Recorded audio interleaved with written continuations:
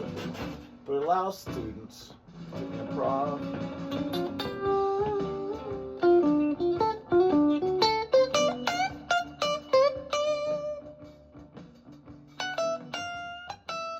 Welcome back to Design Thinking at Work, the podcast where we explore how people design and communicate using modes other than traditional print.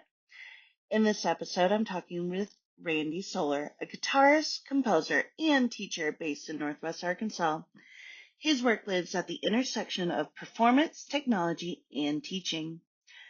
Randy started on piano in second grade at a Catholic school, where a classically trained nun offered lessons during the school day. He described walking across the street to the convent, taking a half-hour piano lesson once a week, and then returning to class. That early access to music, built directly into the school day, shaped his sense of how powerful it is when kids are given structured access to the arts. In his teens, he fell in love with guitar, eventually studying music at the University of Arkansas. From there, his path included jazz trios, country bands, rock bands, casino cover gigs, and a long-running funk band called Groovement. Along the way, he learned skills that don't come with a syllabus: chart reading, booking gigs, managing time, and learning by trial by fire. Today, most of his design work happens in his teaching studio and online lessons, where he weaves together improvisation, backing tracks, amps, pedals, and digital audio workstations to help students not only play music, but also design their own sounds and ideas. Randy's practice is fascinating because it shows what it would look like when improvisation, technology, and embodied practice come together, and what that might mean for how we think about literacy and multimodality in schools. One of the clearest windows into Randy's design thinking is the way he talks about improvisation. For him, improv isn't random. It's a disciplined way of experimenting, listening, and refining ideas all in real time. You have to practice making things up, which sounds counterintuitive, right? He explains that students often think making things up means no structure and is overwhelming.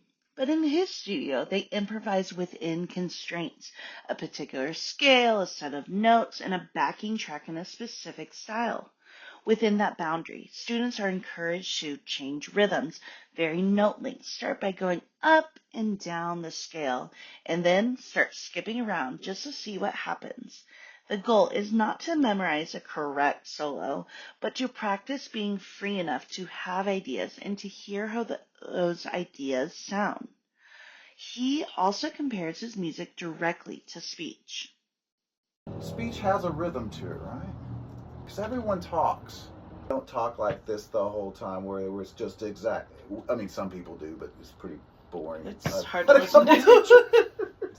Here, he treats speech as a rhythmic design. We don't speak in fluently even syllables. We vary pace, emphasis, and pitch. He uses that to help students understand musical phrasing, and I immediately saw parallels to how I teach my second graders about reading fluency and poetry. We don't want them to sound like robots. We want expressive timing and emphasis. In other words, improvisation in his studio functions as a design lab, where students generate musical ideas, test them against a backing track, and then refine what they hear. That is design thinking.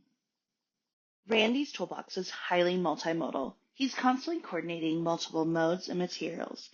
First, there's the audio: guitars, bass, piano, amps, pedals, and loopers. And sometimes he'll use physical handouts with very concise text. As Randy likes to put it, he notes that screens bring distractions, while a printed handout gives students something tangible to hold and to return to.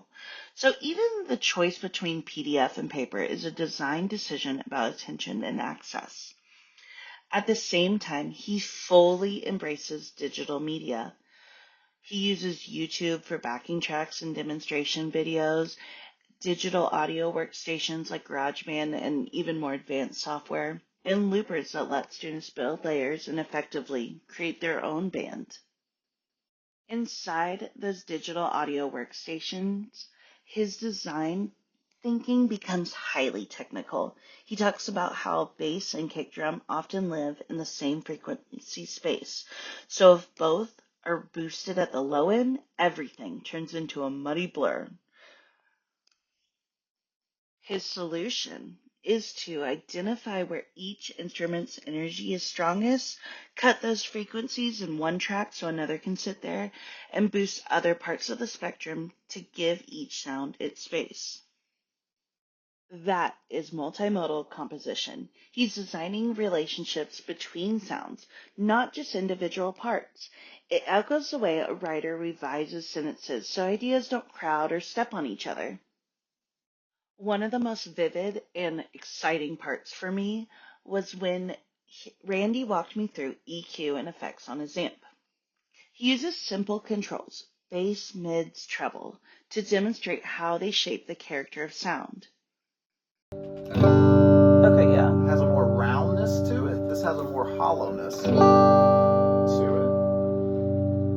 But turn up the bass. Do you hear it? Yeah. That's usually when people hear it. Mids, it kind of scoops it. Okay. I don't know if that makes sense. No, On but... an EQ track, it's like high and low and then the middle. Have you ever seen that? But this has a lot of punch. Yeah. The mids do. And then the treble's more... I meant to do that. That's the punchier side. And then treble, just think of the brilliance on the top higher strings. Okay, it's kind of muffled. Now watch this. Yeah. And that's the higher frequencies coming out on there. So you can do so much with those three bands if you just sit there. Again, back to kind of improv. You kind of got to sit there and mess with it. Yeah. Go, what happens if I do that? How does that change it? The other thing is there's sometimes built-in effects. For instance, there's a chorus, which is... So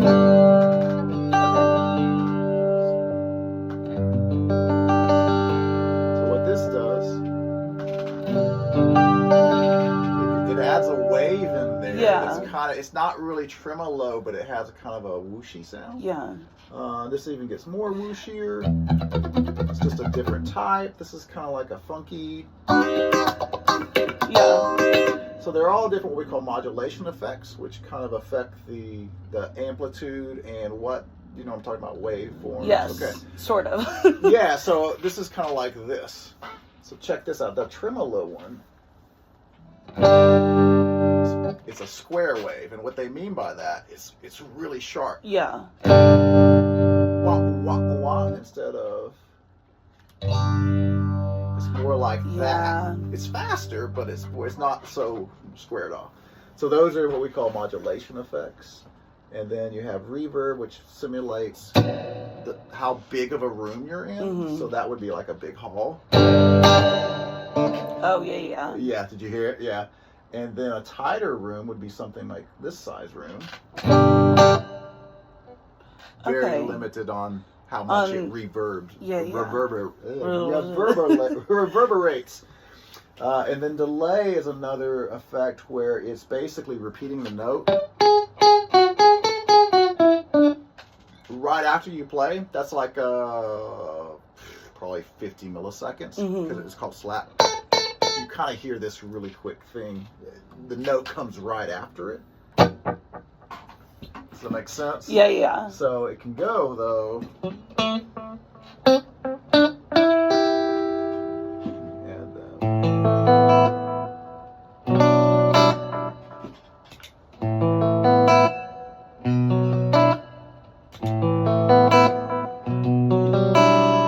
And so it can widen portion.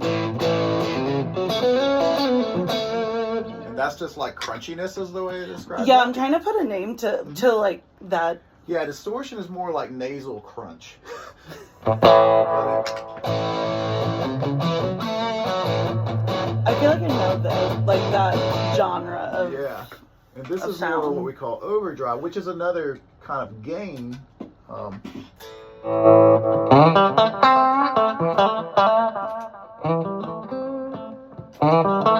It's just a slight thing. Mm-hmm. But you could also.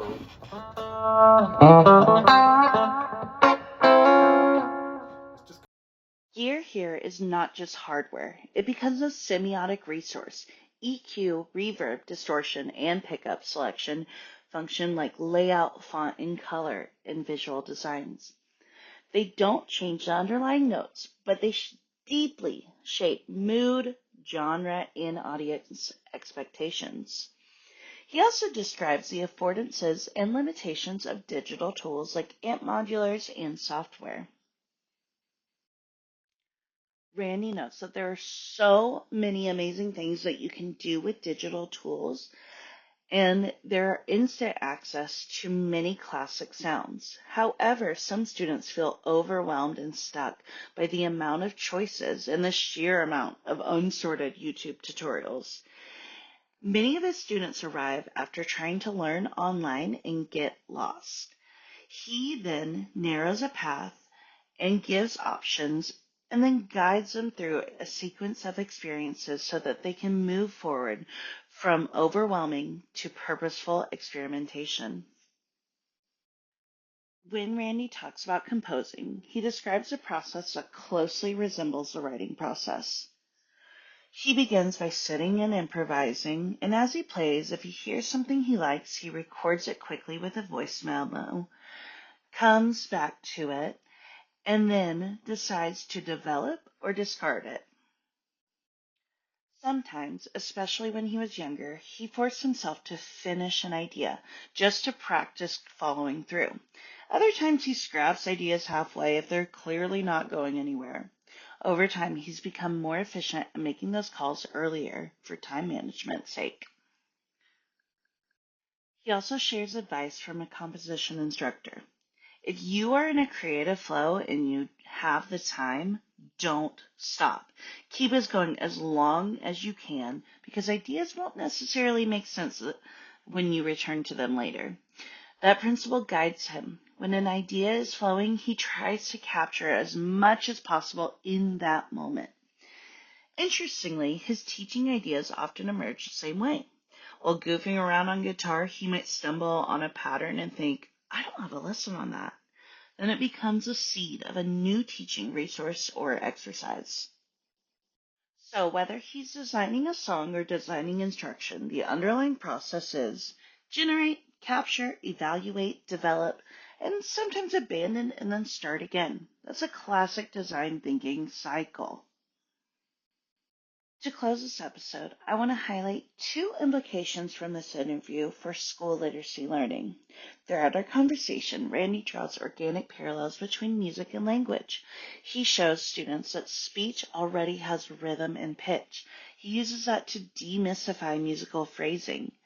I recognize the same logic I use when I talk with second graders about reading with expression. If we take that seriously, then even traditional literacy isn't just about what's on print on a page. It's about rhythm and pacing in reading and writing. It's about pitch and intonation in spoken language. It's about improvisation and experimentation with writing sentences, lines, and stanzas. In the classroom, this could look like having students clap and speak lines of text to feel rhythm before reading, asking them to improvise line breaks in a poem and compare how different versions feel, letting kids jam with words the way Randy's students jam with scales and backing tracks.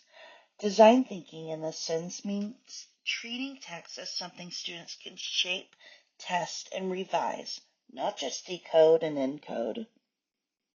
The second big implication is about creative agency. Randy hears a lot of students say, I'm not musically inclined. He pushes back, arguing that most musicians are not magical prodigies. They simply practice a lot. He also notices how many students, kids, and adults wait to be told exactly what to do, which you might recognize as a form of learned helplessness.